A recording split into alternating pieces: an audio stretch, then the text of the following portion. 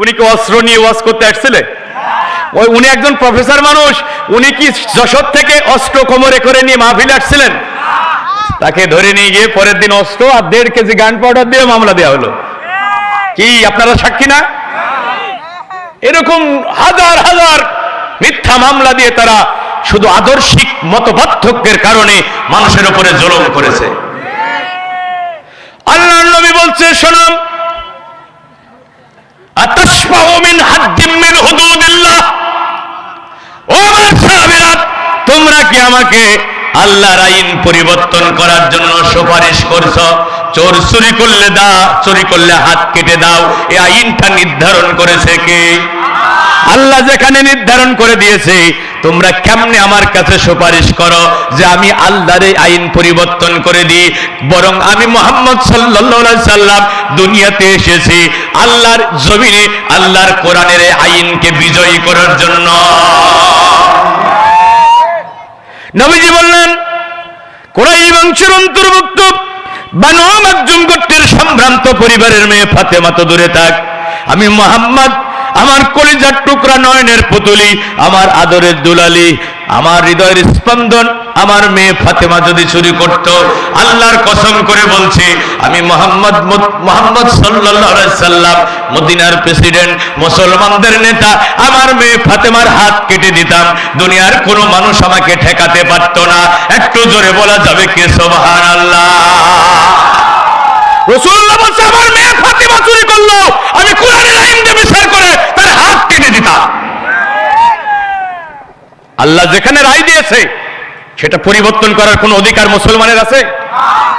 ওমা কানা লিমুমিনিন ওয়ালা মুমিনাতিন ইযা কাদাল্লাহু ওয়া রাসূলুহু আমরান, আল্লাহ এবং রাসূলের পক্ষ থেকে যদি কোনো হুকুম জারি হয়ে যায়, মুমিন পুরুষ এবং নারীদের অধিকার নাই ওই হুকুম অমান্য করে চলে যায়। কে বলেছেন? যদি তুমি নিজেকে মুমিন দাবি করো, নারী হওয়ার পুরুষ হও, আল্লাহ যা বলেছে, রাসূল যা বলেছে, ভালো লাগলো মানতে হবে, না লাগলো মানতে হবে। ওয়া মাইয়াসিল্লাহ ওয়া রাসূলহু ফাকাদ দাল্লা দালালাম মুবিনা, কেউ যদি জেনে বুঝে আল্লাহ এবং রাসূলের হুকুম অমান্য করে, তাহলে তারা অন্ধকারে আলোর দিশা খুঁজে পাবে না, তারা পথভ্রষ্ট হয়ে যাবে, তারা গুমরাহী হয়ে যাবে, তারা জান্নাতের পথের ঠিকানা হারায়া ফেলবে। ঘোষণা কার? তাহলে সব জায়গায় গোলামি হবে কার? জোরে সোরে তাকবীর দিয়ে বলেন, সব জায়গায় গোলামি হবে কার? কারা কারা আল্লাহর গোলাম হতে রাজি আছেন? দুহাত উঁচু করে আল্লাহকে দেখান। লিল্লাহি তাকবীর, লিল্লাহি তাকবীর। আল কোরআনের আলো, আল হাদিসের আলো, আমার নেতা, তোমার নেতা, সর্বকালের শ্রেষ্ঠ নেতা, দিন ইসলাম, দিন ইসলাম। আলহামদুলিল্লাহ, আলহামদুলিল্লাহ, একটু জোরে সোরে দিন ইসলাম, দিন ইসলাম। আলহামদুলিল্লাহ, আপনারা খুশি না বেজার? তাহলে গোলামি করবো কার? এক জায়গায় না সব জায়গায়? শুধু ব্যক্তিগত জীবনে? আমাদের দেশের অধিকাংশ মুসলমান ব্যক্তিগত জীবনে মুসলিম, রাষ্ট্র জীবনে কাফের। সব জায়গায় আমরা আল্লাহর গোলাম, সব জায়গায়। ব্যবসা করতে গিয়ে গোলাম কার? মানে কম দেব না, ওজনে কম দেব না, মানে ভেজাল দেব না। কি এখানে গোলামি হলো কার? জোরে বলেন। মিথ্যা কথা বলে মাল বিক্রি করব না, কি কথা ঠিক আছে না? মাঠে গিয়ে জমিনের আলটা ঠেলে অন্যের দিকে সরায় দেব না, তাহলে কাজ করতে গিয়ে, কৃষি কাজ করতে গিয়ে গোলামি হলো কার? জোরে বলেন। আমি ব্যবসা করছি, এখন আযান হয়ে গেছে, খরিদ্দার এসেছে, আমি যদি বলতে পারি ভাই আগে আল্লাহর গোলামি তারপরে আমার ব্যবসা, তাহলে আপনি গোলাম হলেন কার? এখন অনেক ভাই ব্যবসা করতে গিয়ে আল্লাহর গোলামি ভুলে যায়। দোকানে এত খরিদ্দার, নামাজ পড়ার সময় নাই। আল্লাহ বলছে, শোনো, ইয়া আইয়ুহাল্লাযীনা আমানু লা তুলহিকুম আমওয়ালুকুম ওয়ালা আওলাদুকুম আন যিকরিল্লাহ। ওই ইমানদারেরা, তোমাদের সন্তান এবং সম্পদ যেন আমার জিকির থেকে তোমাদের গাফেল করে না দেয়। ঘোষণা কার? তাহলে ভাইরা আমার, সব জায়গায় আল্লাহর গোলামি করার জন্য আমরা তৈরি আছি তো ভাই? আল্লাহ আমাদের কবুল করুন। আমরা বলছি আমিন, আমরা বলছি আল্লাহুম্মা আমিন। ভাইরা আমার, 3 দিনের এই বিশাল আয়োজন, আপনারা গেটটা দেখেছেন, বিশাল গেট। আর আমি তো বিমুগ্ধ হয়েছি। আপনারা এই আয়োজনে খুশি না বেজার? এই যে আয়োজন, এটা কাকে কেন্দ্র করে? জোরে বলেন না কেন? কোরআনকে কেন্দ্র করে না? এটা কোনো সিনেমার নায়ক নায়িকাকে কেন্দ্র করে না। অনেকে দেখবেন ওই নায়িকাদের নিয়ে আসবে, নর্তকীদের নিয়ে এসে গান বাজনা করবে, এই জন্য বিশাল আয়োজন করে। কিন্তু এই আয়োজন কেন্দ্র কাকে করে? আল্লাহর কোরআনকে কেন্দ্র করে আয়োজন না? কুল বিফাদলিল্লাহি ওয়া বিরহমাতিহি ফাবিযালিকা ফালইফরাহু। আকাশ থেকে আমি আল্লাহর পক্ষ থেকে তোমাদের জন্য যত নিয়ামত এসেছে, সবচেয়ে বড় নিয়ামত হলো আমার এই কোরআন। এই কোরআনকে কেন্দ্র করে তোমরা উৎসব করো, খুশি প্রকাশ করো। এই ঘোষণাকার এই গুচ্ছ গ্রামবাসী কোরআনকে কেন্দ্র করে এই সুন্দর নান্দনিক আয়োজন করেছে। আপনারা খুশি না বেজার? ও আল্লাহর গোলামেরা, আল্লাহ হুকুম করেছে, আল্লাহ হুকুম করেছে। গোলামি হলো আল্লাহ যা বলেছে তা করা, যা নিষেধ করেছে না করা। তো আল্লাহ বলেছে ওয়াতাআওয়ানু আলাল বিররি ওয়াত তাকওয়া, ভালো কাজে একে অপরকে সহযোগিতা করো। তাহলে কোরআনকে কেন্দ্র করে যে আয়োজন হলো, এটা ভালো কাজ না খারাপ কাজ? তাহলে এই কাজে একটু সহযোগিতা করতে আমরা রাজি আছি। আমি মুসাফির মানুষ, অনেক দূর থেকে এসেছি ভাই। 3 দিনের আয়োজন, অনেক বড় বড় মেহমান আমার মামারা নিয়ে আসছেন, অনেক খরচ। এখন সহযোগিতার কথা শুনে যান, আপনারা চলে যান না। আমি মুসাফির মানুষ, বন্দুকের ট্যাগারে টিপ দিলে গুলি যেমন ফেরত যায় না, মুসাফিরের দোয়া আল্লাহ ফিরিয়ে দেবে না। আমি হতে পারি গুনাহগার, কিন্তু আল্লাহ মুসাফির হালতে আপনাদের মাঝে এনেছেন। আপনাদের সাথে নিয়ে কলিজা ভরে হাত ওঠাবো কার কাছে? প্রতিনিয়ত এই গ্রাম থেকে আমি, আমার সাথে মাহফিল কেন্দ্রিক শুধু না, মাহফিল শেষেও আমার মামাদের সাথে, এই যে শহীদুল, আব্দুল হাকিম, আমার হাফেজ কোরবান ভাই, এদের সাথে আমার নিয়মিত কথা হয়। আর এই গ্রামের একটা গ্রুপ আছে, এই গ্রুপে আমিও সদস্য আছি। কোন দিন কে মারা যাচ্ছে, কি ঘটনা হচ্ছে, সব আমি জানতে পাই। কয়েক মাসের ভিতরে অনেকগুলো মানুষ আল্লাহর কাছে হাজিরা দিয়েছেন। তাদের জন্য দোয়া করার দরকার আছে না নাই? ভাইরা আমার, আমরা একটু ভালো কাজে সবাই সহযোগিতার হাত বাড়িয়ে দিই। আমি মুসাফির মানুষ, ব্যাগ নিয়ে ভিতরে যাচ্ছে, আমরা একটু পকেটে হাত দিত ভাই 5 মিনিটের জন্য, তারপর আবার আলোচনায় শুরু করব। আমিও হাত দিলাম পকেটে, যেহেতু আমি বলতেছি লিমা তাকুলুনা মা লা তাফালুন, তুমি মানুষকে যা বলো নিজে করো না, এটা আল্লাহর কাছে পছন্দ না। এজন্য আমিও হাত দিলাম আমার মানি ব্যাগে, আপনারা একটু হাত দেন ভাই, মেহরবানি করে। মা বোনেরা, আপনাদের যাদের প্রস্তুতি আছে একটু সহযোগিতার হাত বাড়িয়ে দিন। স্বেচ্ছাসেবিকা বোনেরা ভিতরে ঢুকবে, ওই যে ছেলেরা চাদর নিয়ে যাচ্ছে, আপনারা একটু সহযোগিতার হাত বাড়িয়ে দিন। বিশাল আয়োজন, অনেক টাকা খরচ। আমরা একটাই ভালো কাজে শরীক হই। কোরআনকে কেন্দ্র করে যে উৎসব, যে আয়োজন, এখানে আমরা সবাই একটু সহযোগিতার হাত বাড়িয়ে দিই, আর একটু মহব্বতে জিকির করি সুবহানাল্লাহ আলহামদুলিল্লাহ লা ইলাহা ইল্লাল্লাহ সুবহানাল্লাহ আলহামদুলিল্লাহ লা ইলাহা। চায়ের দোকানে বসলে 50-100 টাকা খরচ হয়ে যায় ভাই, কেউ মাহরুম হবেন না, মেহরবানি করে সবাই একটু সহযোগিতার হাত বাড়িয়ে দিন। মা খবরে চলে গেছে, এই যে আমার ভাই 150 টাকা দিয়েছেন, আল্লাহ কবুল করুন। সবাই একটু পকেটে হাত দেন ভাই, সবাই পকেটে হাত দেন। আমি যেহেতু নিজে দিয়েছি, আমি আপনাদেরকে বলছি, কেউ মাহরুম হবেন না, সবাই দেন, সবাই দেন। যাদের পকেটে টাকা আছে তারা দেবেন, না থাকলে দেবেন কোথা থেকে? আগামীকাল দেবেন, না হলে পরশু দিন দেবেন। কালকে পরশু দিনে তো কালেকশন হবে, সময় আছে, আজকে প্রস্তুতি নাই। মার জন্য, বাবার জন্য একটু পকেটে করে টাকা নিয়ে আসবেন। মা কবরে চলে গেছে, বাবা চলে গেছে, বেঁচে থাকলে তো একটা শাড়ি দেওয়া লাগতো, পাঞ্জাবি দেওয়া লাগতো। বিদায় নিয়ে চলে গেছে, শাড়িও দেওয়া লাগে না, পাঞ্জাবি দেওয়া লাগে না, ওষুধ কেনাও লাগে না। এই জন্য ভাইরা আমার, আমরা একটু মা বাবার জন্য দিই। আর উঠবেন না ভাই, আমি আলোচনাটা এখনো শেষ করি নাই, আমি আলোচনা চলমান, মাঝখানে একটু কালেকশনটা সেরে নিচ্ছি 5 মিনিটের জন্য। আপনারা সবাই দেবেন, একটু জিকির করি সুবহানাল্লাহ আলহামদুলিল্লাহ লা ইলাহা ইল্লাল্লাহ সুবহানাল্লাহ আলহামদুলিল্লাহ লা ইলাহা। ও রহমান তুমি আমায় রহম করো, ও রহমান তুমি আমায় রহম করো, ও দয়াবান তুমি আমায় দয়া করো, ও রহমান তুমি আমায় রহম করো, ও রহমান তুমি আমায় রহম করো।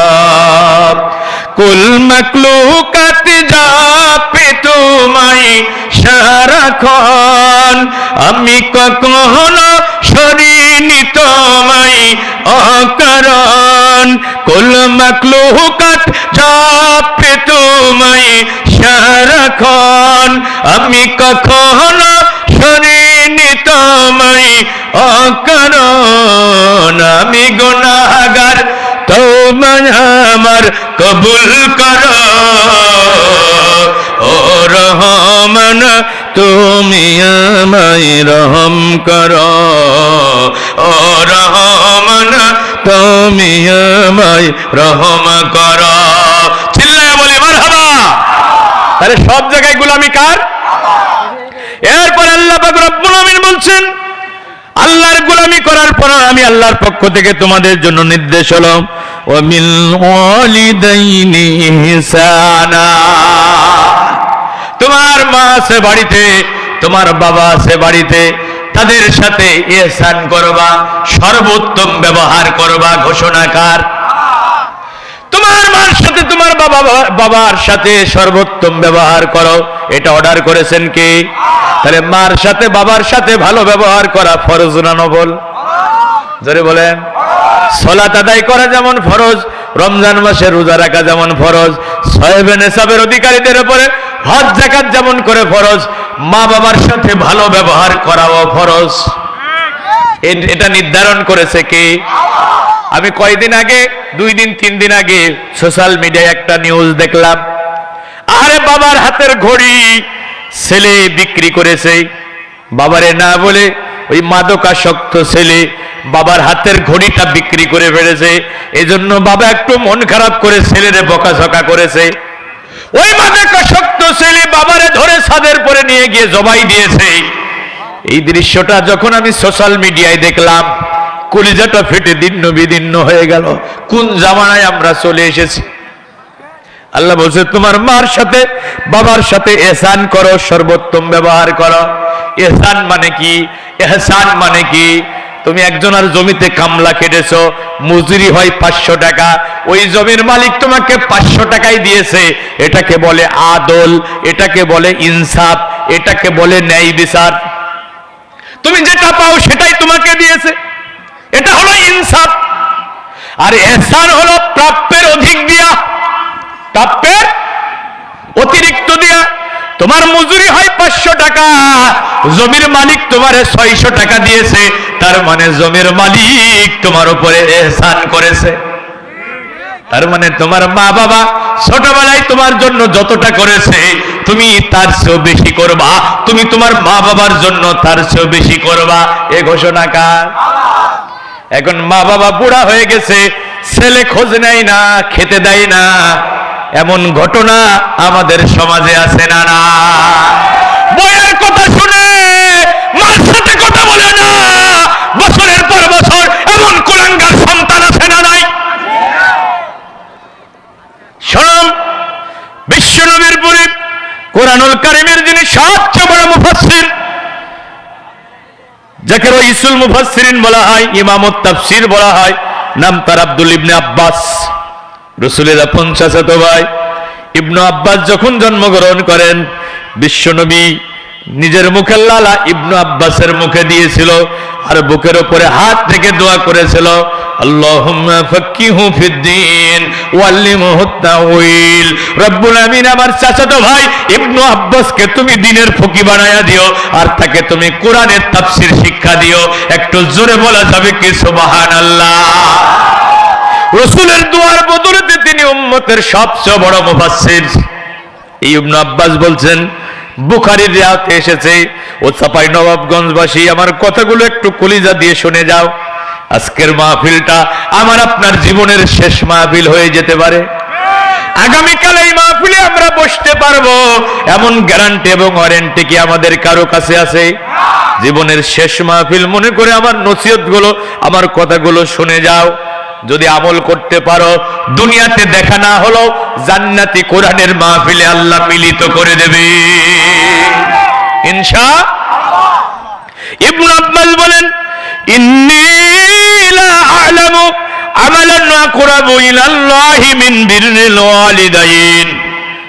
দুনিয়ার মানুষেরা যদি খুব সহজে তোমরা আল্লাহকে খুশি করতে চাও, খুব সহজে যদি আল্লাহর নৈকট্য হাসিল করতে চাও, আমি ইবনে আব্বাস কোরআনের সবচেয়ে বড় মুফাসসির তোমাদেরকে একটা আমলের কথা বলে যায়, এই আমলটা যদি করতে পারো খুব সহজে তুমি তোমার আল্লাহকে খুশি করতে পারবা। ওই আমলটা হলো মিন বিররিল ওয়ালিদাইন, তুমি তোমার মার সাথে বাবার সাথে সর্বোত্তম ব্যবহার করবা। এটা এমন এক আমল, এই আমলের মাধ্যমে তুমি সহজে আল্লাহকে খুশি করতে পারবা। এর চেয়েও সহজ আমল আমি ইবনে আব্বাসের আর জানা না। আরো জোরে বলেন, এর চেয়েও সহজ আমল আমি ইবনে আব্বাসের আর জানা নাই। সুবহানাল্লাহ বলবেন না? প্রিয় নবী বলেন, রিদর রব্বি ফি রিদল ওয়ালিদাইন ওয়া সাকাতুর রব্বি ফি সাকাতুল ওয়ালিদাইন। তোমার মা বাবার খুশিতে তোমার রবের খুশি, তোমার মা বাবার অসন্তুষ্টিতে তোমার রবের অসন্তুষ্টি। এই হাদিসের ব্যাখ্যায় মুহাদ্দিসিনে কেরাম বলেন, দুনিয়া পরিমাণ আমল করে আল্লাহরে খুশি করা যাবে না যদি মা বাবা তার উপরে নারাজ থাকে। মা বাবার মনে কষ্ট দিয়া, মা বাবার মনে ব্যথা দিয়া দুনিয়া পরিমাণ নেক আমল করো, আল্লাহরে খুশি করা যাবে না। ভাইরা আমার, জান্নাত পাওয়ার জন্য তুমি মক্কা মদিনায় লক্ষ লক্ষ টাকা খরচ করে ছুটে যাচ্ছ, তুমি হাজার কোটি টাকার মালিক হলো, তোমার উপরে জীবনে হজ একবারই ফরজ। জোরে বলেন, হজ কয়বার ফরজ? এখন তুমি বারবার মক্কায় ছুটে যাচ্ছ, বারবার মদিনায় ছুটে যাচ্ছ আল্লাহরে খুশি করার জন্য, ওই জান্নাতটা পাওয়ার জন্য। আমি তোমারে বলি বন্ধু, ওখানে তোমার জান্নাত নাই, ওখানে তোমার জান্নাত নাই। তুমি তোমার বাড়িতে তোমার বৃদ্ধা মার কাছে যাও, তোমার বাবার কাছে যাও। নবীজি বলেছেন, আল জান্নাতু তাহতা কুদামিন উম্মাহাত, মায়ের পদতলে সন্তানের জান্নাত রাখা হয়েছে। যাও তোমার মার কাছে যাও, তোমার মায়ের পদতলে তোমার জান্নাত রয়েছে। প্রিয় নবী অন্য হাদিসে বলেন, আল ওয়ালিদু আওসাতু আবওয়াবিল জান্নাহ, জান্নাতে যার যতগুলো দরজা রয়েছে সবচেয়ে বড় দরজা হলো তোমার বাবা। এক হাদিসে নবীজি বললেন মায়ের পদতলে সন্তানের জান্নাত, আর এক হাদিসে বললেন জান্নাতের সবচেয়ে বড় দরজা হলো বাবা। সুতরাং মা বাবার মনে কষ্ট দিয়া জান্নাতে যাওয়া যাবে না।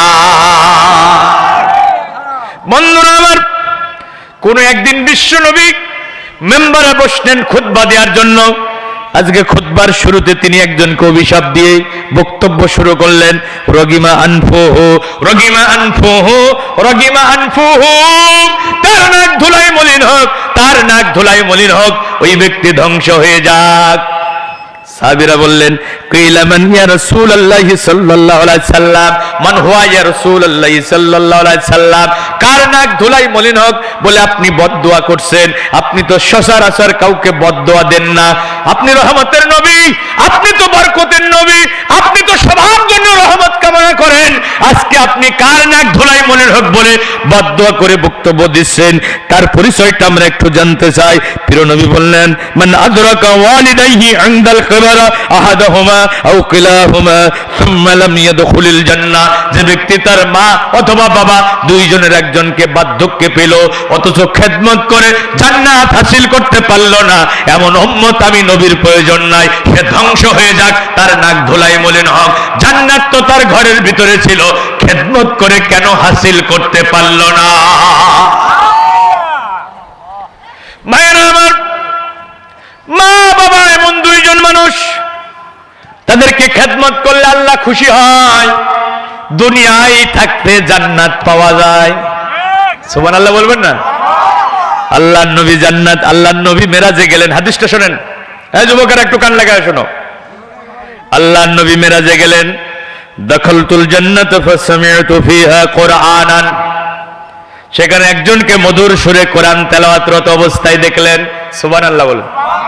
চিন্তা করলেন, মুসা নবীর উম্মত হলে তো তাওরাত পড়তো, ঈসা নবীর উম্মত হলে তো ইনজিল পড়তো, দাউদ নবীর উম্মত হলে তো জাবর পড়তো, যেহেতু কোরআন পড়ে আমার উম্মতি হবে। তাই তো বিস্ময়ে হতবাক হয়ে বিশ্ব নবী জিবরিল আমিনকে জিজ্ঞাসা করলেন, ফাকুলতু মান হাযা ইয়া জিবরাইল।